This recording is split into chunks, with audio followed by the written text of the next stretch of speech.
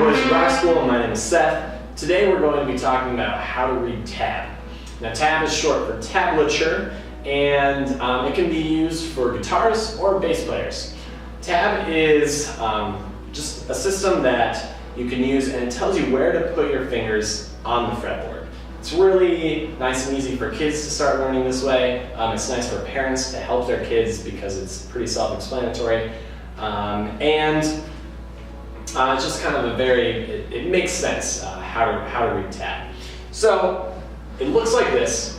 It has 6 lines on it. Be careful you're not confusing it with the musical staff, which has 5 lines. Tab has 6 lines, 1 for each string.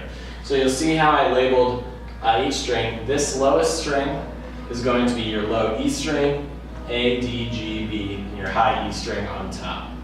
So how this works is I will draw, to start off, I will draw a 0 on that low E string.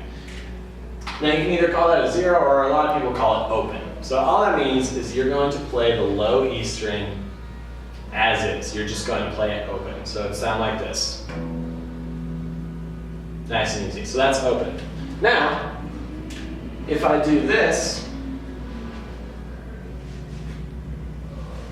all of them are still open, but now there's 4 of them. So I'm going to play that open string 4 times. 1, 2, 3, 4. We can expand this onto different strings and using different numbers. So take this next one.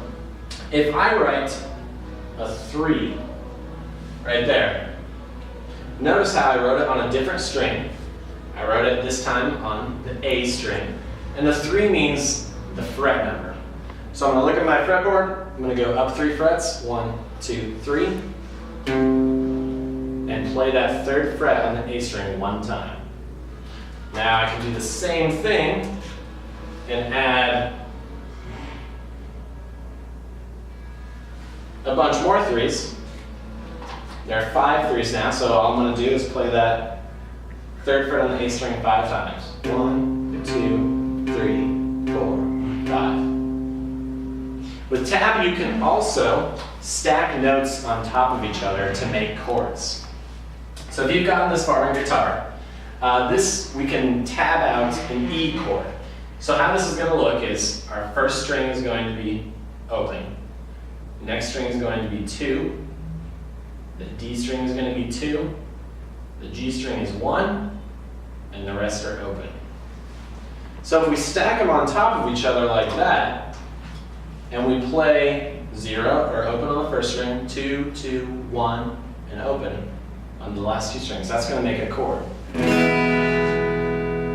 Notice how they're stacked vertically like that. And we can also write out certain melodies with tab.